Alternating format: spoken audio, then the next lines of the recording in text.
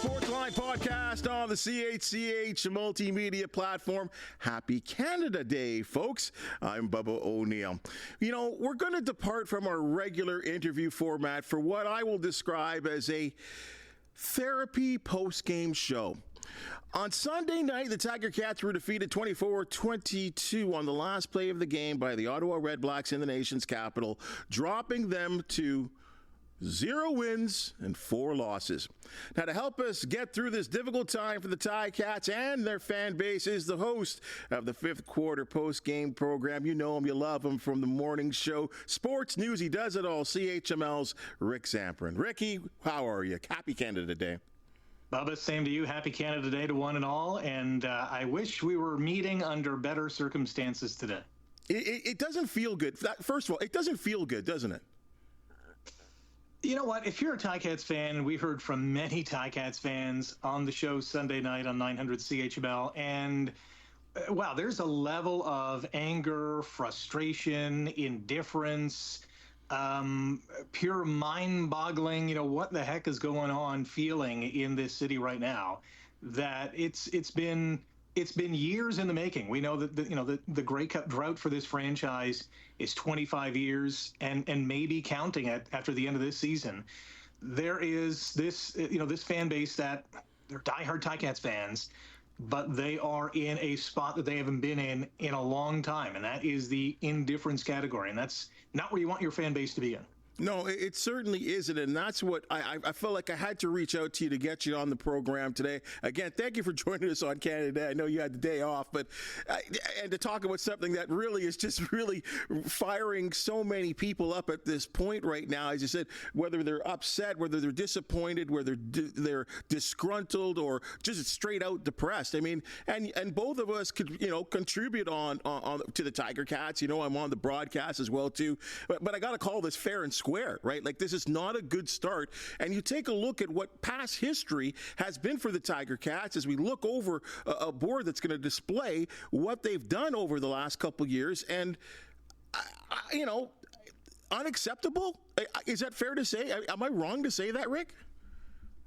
Yeah, I mean, listen, you can have one or maybe two of those years, but I mean, look at that. That is disgusting. That screams, what the heck is going on? Like, is this team ready at the start of the season? What are the factors that go into each and every of these offers? And listen, this is just the tip of the iceberg. We had years in which this team was 0-6, 0-8. By Labor Day, 1-8 at best. Like, I've never seen a franchise in a 9-team league in its year after year after year, save for one season, 2019, in which they blew everyone out of the water and were 15-3, and we were thinking, wow, is this the new Ticats era? Nope. Post-pandemic, it's right back to where they were. It is indescribable, the amount of heart-wrenching, gut-punching, kick in the you-know-where kind of losses that this team has endured at the start of a season for a number of seasons. I can't put my finger on it. And the thing is, people were crying for new offensive coordinators, new coaches, new presidents, general. That actually happened, right? This is a new Ticat team. There's new players. There's a new offensive coordinator and head coach. Yet the trend continues. And you're right in saying this, in a 9-team league, Rick. Like, this is the Canadian Football League, where you can actually still make the playoffs after some of those starts that we just displayed. It's been the truth. I mean, some of those teams have made the playoffs. In fact, all of them have made the playoffs. And they're kind of fortunate in that sense, because had this been an equivalent for the NBA, NHL, Major League Baseball, if you kind of levied it all out, those teams, for the most part, would not be making the playoffs. And that's not a good situation. Yeah, in the CFL, you only need really 3 other teams to be worse than you. And, you look at the West Division, there's 2 right there. Both Edmonton and Winnipeg are both 0-4. Ottawa 2-1. With the win Sunday night against Hamilton, already has, the season series edge. They'll play twice more. But, you look at the East Division, Toronto, I thought, was going to be way worse than what they've shown with, the Chad Kelly situation. They lost a number of free agents, but, they've played pretty well. Montreal's on another level. Like, I don't think there's a team out there that is at the Alouettes level right now. They're They've won their last 11 games, including the Grey Cup. That's a team that may be uncatchable already for the Tiger Cats, and probably is. And then out west, you look at the competition out there. BC's coming to town in a week. Saskatchewan's undefeated, has already beaten Hamilton twice. Calgary looks, okay. And then you have, the other two teams that are going to be fighting for that last playoff spot. The Ticats, again, at the start of the season, are looking way up at the competition, and they got to find a way coming up against the Lions. And then, they have a gauntlet coming up against other opponents in which they have to win. And you talked about the fact that 2019 was such a marvelous, good feeling. You look back, even though there was a Grey Cup loss, it set what we would all believe was going to be the standard of a new Ticat team of being a winning franchise. I heard one of your callers say laughing stock. I mean that's their opinion. I'm baffled by the fact that there are other teams in the league, like the Argonauts. It's like they get bad and then they return to win a Grey Cup. Like it's like this weird pattern. But you go back to the fact, and you said this off the top, no Grey Cup since 1999. I brought this up earlier in the fact that during the 99 celebration in the home opener, that Mike Morreale said on the halftime show on the Ticats audio network that it's okay now that we don't have to be the last team to have won the Grey Cup. Mm-hmm. Because even he, who's, a basketball guy, but still loves and bleeds black and gold, wants to see a team win a Grey Cup. Just give these fans what they so desperately need. Yeah, I think more than everything, they, guys like Morreale, Danny McManus, Paul Baldiston, a lot of the guys who were there for that 25th anniversary celebration honoring that last Grey Cup championship in Hamilton. And I think all of them, for the fans, they want, another Grey Cup celebration. And I'm sure they love being honored and, returning to the donut box and, mingling with the fans, whether it's pregame or halftime or postgame, and signing autographs. I mean, that's awesome. That's part of being a Canadian Football League player. But I think they want to hand the baton off, and they want this city to celebrate again. And it just seems so into the future that might happen. Because it hasn't happened in 25 years. And, some of the words that we heard on the fifth quarter on Sunday night were terrible. They suck. They got to give it together. You mentioned laughing stock. That was another one. They don't have it. Back to the drawing board. Fire this person. Change that person. We need better players. At the end of the day, fans are frustrated.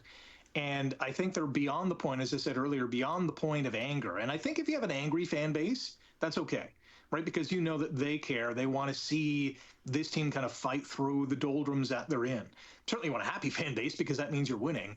But if you have an indifferent fan base, that's a problem. Because now, and we heard it on the show too, that, listen, I'm not going to go to the next few games, or I'm not renewing my season's tickets, or, that's it, I've had it, I'm not going back. And, frankly, some of those people were probably so frustrated they just blurted out, and they'll be back. But some of them might not. And I think as a sports organization, a professional sports organization, that's the last thing you want to hear from your fan base. Yeah, they are angry, but that indifference, that cuts like a hot knife through butter. That's the last thing you want to hear. Well, Rick, just so, our listeners and our viewers, not that you were fibbing, that you were blowing this out of proportion, I had to just, let's give you a sample, folks, of what Tiger Town are saying on the fifth quarter on 900 CHML.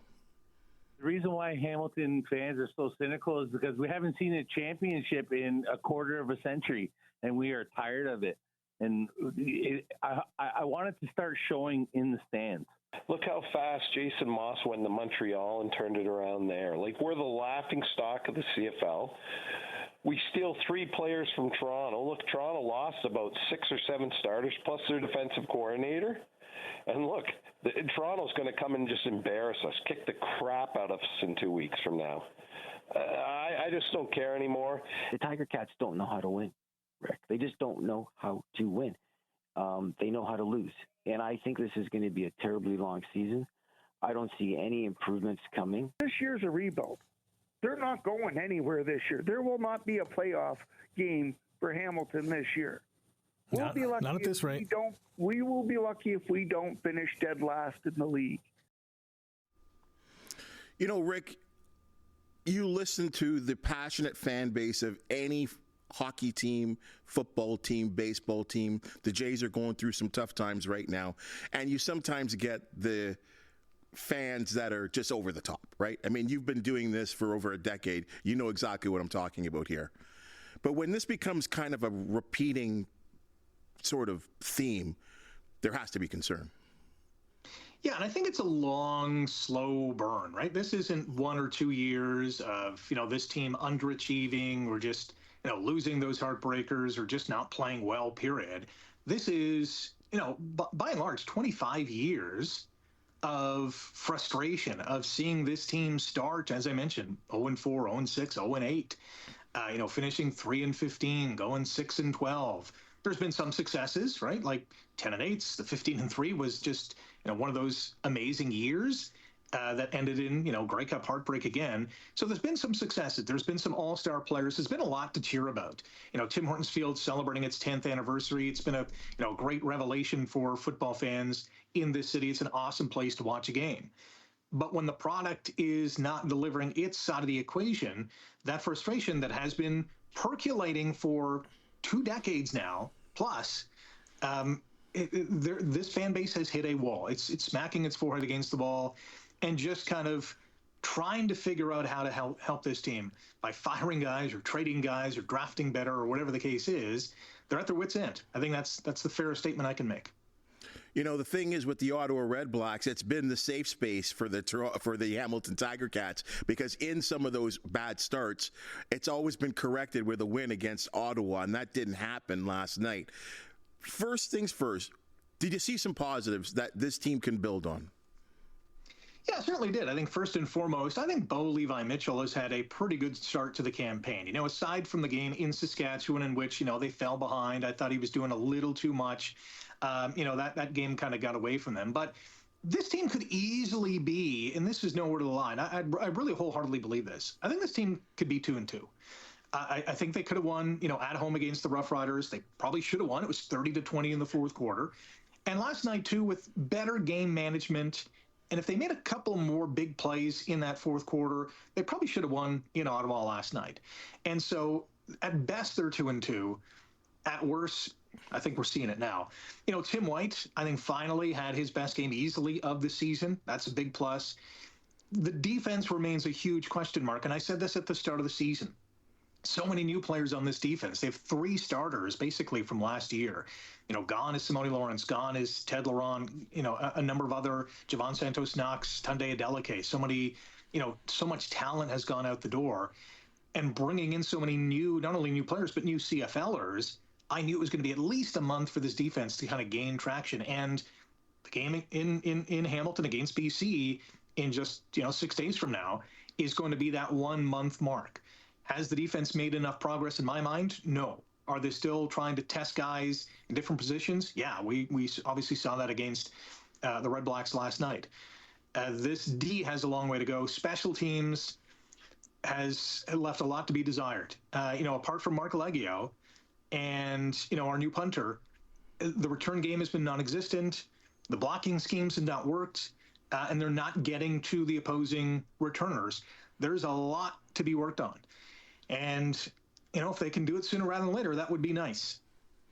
Well, let's look at what the schedule is. And I think, as I said, I'm going to use Ottawa again as the team for the Tiger Cats, I think, will be chasing, because the Argonauts look solid, and obviously the Montreal Alouettes look to me to be the cream of the crop in the Canadian Football League, at least through the first 5 weeks of the regular season.